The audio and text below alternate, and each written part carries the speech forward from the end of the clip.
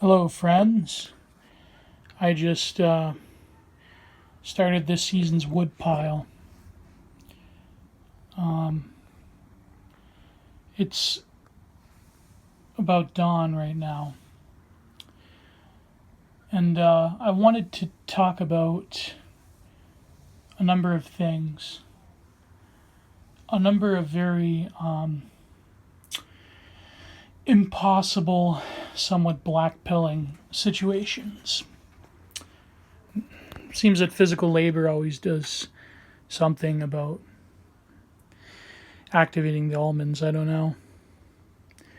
But there's been a lot of discourse. I mean, even that word, it's cringe. There's been a lot of talk lately about. Well, first it was like the first date thing because everything's an advice column now in reactionary Twitter circles. But there's this idea going around by a number of rad femmes who share these spaces with the online right about the sort of the millennial, like the aging millennial woman regretting quote unquote sexual liberation. And I think that having spent my teens and early 20s, as everyone knows, largely, how do I put this nicely, not unaffected, but out of the loop entirely when it comes to these matters. It's very interesting how it's almost a weird ecological social ecology experiment where radfem ideas are introduced into the the wild of incels and volcels and femcells. Everyone's a cell nowadays. It's very interesting how the you can start to see it here and there, and my friends have written about this or talked about this. Default friend, well, Catherine D is her name, Mary Harrington among others, about the sort of this changing of the rhetoric, if you will. This how millennial women in general are starting to wake up to see, oh my God, I'm almost 30 years old and I was sold a bill of goods. But I'm skeptical of any great transformation culturally because of this, apart from a few aesthetic signifiers like, various major clothing brands selling, trad wife dresses or whatever. I'm skeptical because in the same way, if you have a movement, and I realize that I have to have a little bit of self-awareness here, when you have a movement full of neets and incels, what is a movement? Like, even this talk of movement is an older pastiche. It's like 2016, There's some clingers on though, like grow. Anyways, I'm not here to subtweet. You can't build a cohesive, let's say, cultural avant-garde on people who are fundamentally broken. And I include incels in this as well. And I think it's like there's a lot there to be criticized with this person in particular.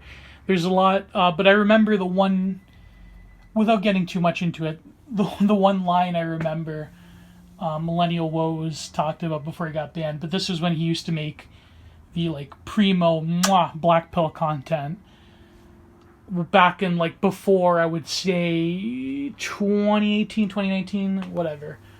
He had this one rant where he was like, well, what are we going to do?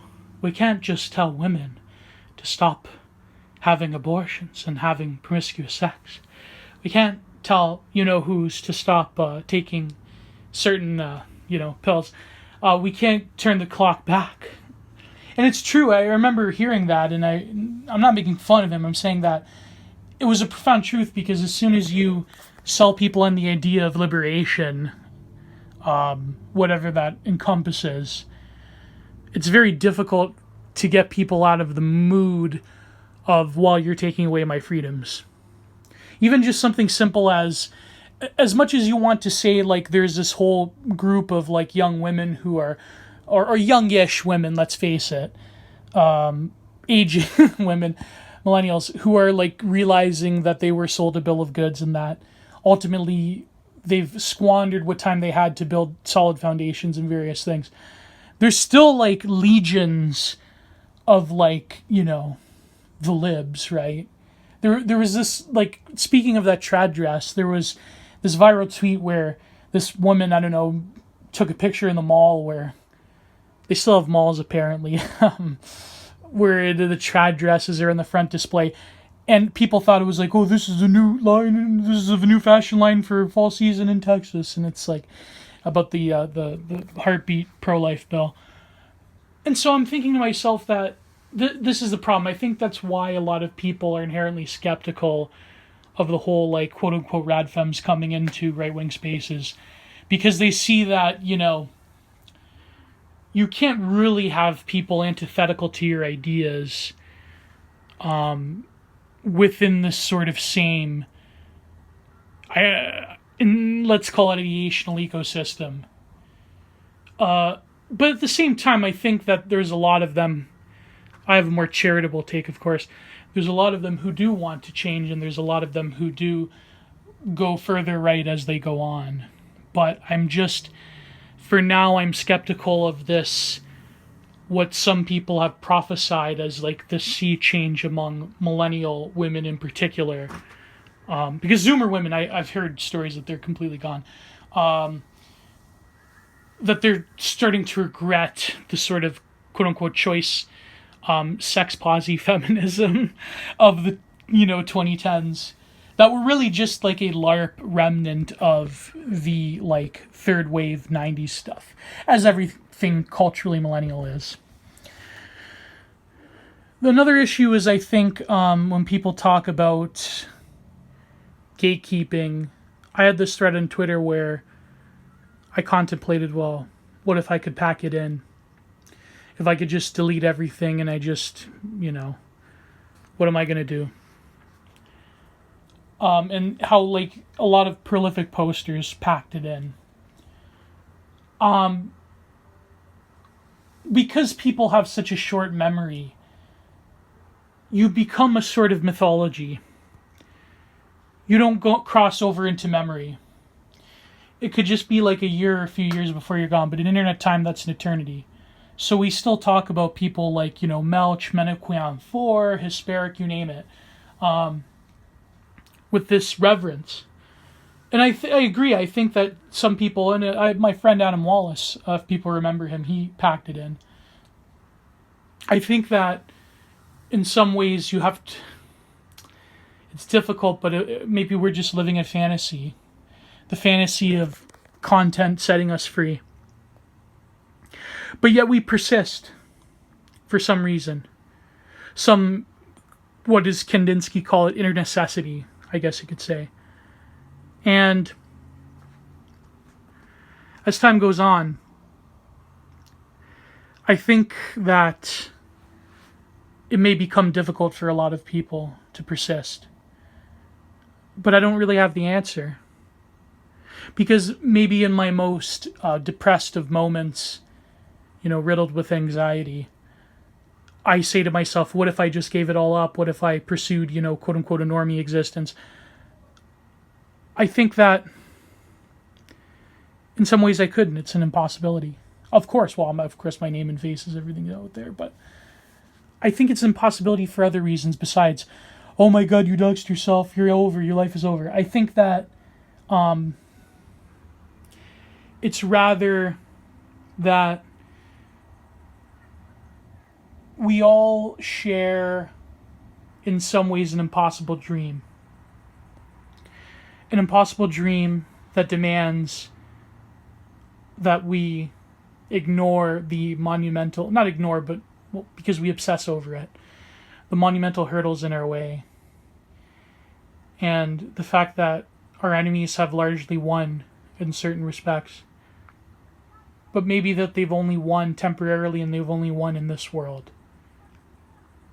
I remember a day or so ago there was this tweet thread by that hideous school, which I've covered on Breakthrough Rules. I should really do a video on him specifically. That just outright, I would say, demonic. What does Alex Jones call him? Demon Goblin. Arthur Chu, where he talked about all of these, Christian people saying that they will outbreed the left, but yet they go to school and they learn about, what did he say? He said Foucault, Adorno, and Butler, like he said, childless weirdos. And he's like, what's the point? And it's true. And I think in a gut visceral level, he's correct in the sense that their ideas don't spread from birth and culturation and nurture, mimetic diffusion. They largely spread through osmosis and indoctrination, the ability to possess a will to power to instantiate their ideas. And he's right on one level, but he's wrong in the sense that I said in my reply, I think it was I Hypocrite that, shout out to I Hypocrite, that capped it. I said, well, what happens when one day these, leftoids wake up like Arthur Chu, and they realize that people like me and my Twitter friends have weaponized Foucault and Adorno in particular against their, radical liberal project. I said that, he could keep Judith Butler, obviously. There's nothing of... well, I don't want to be too brash. That's another topic for another video. But I feel that he's right in one level, but he's wrong in the next. He's wrong in the sense that I feel that if the right wing could get its stuff together and radically transform what it means to have a university system, which has largely been predicated on Anglo-American liberalism, came from the Prussian school system, was the foundational pillar of the American ameliorist, empiricist liberals like John Dewey, talking about how universal education and things like that. It is mutated into a hideous monster that should be stopped in some ways. And I came from the system, for a little bit, but master's level.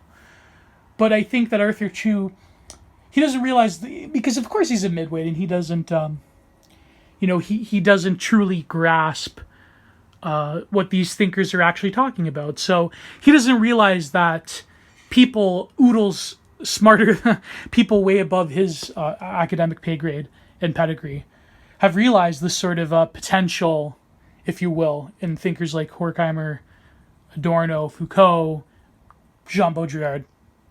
To the point where the New York Times opinion has to write, well, I guess Foucault belongs to the right now. Certainly Giorgio Agamben is starting to belong to the right. And I like to think that people like me and others, people that even came before me, have started this trend. But that's besides the point.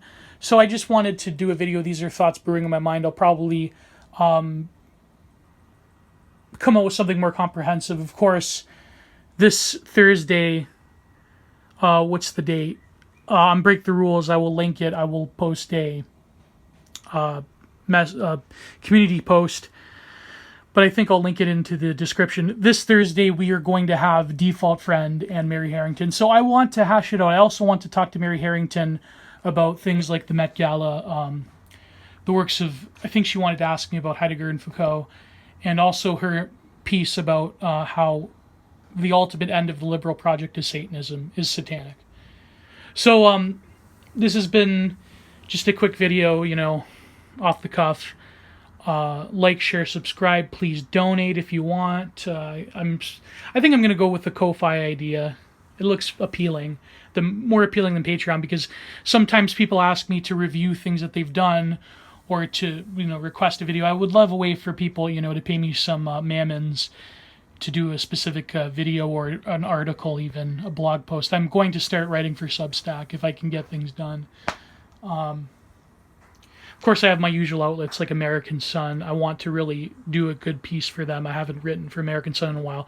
And I am 1776.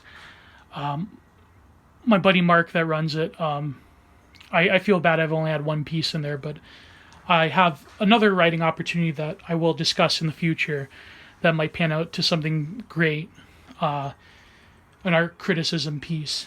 So anyways, like, share, like, share, subscribe, donate if you must. God bless, and goodbye.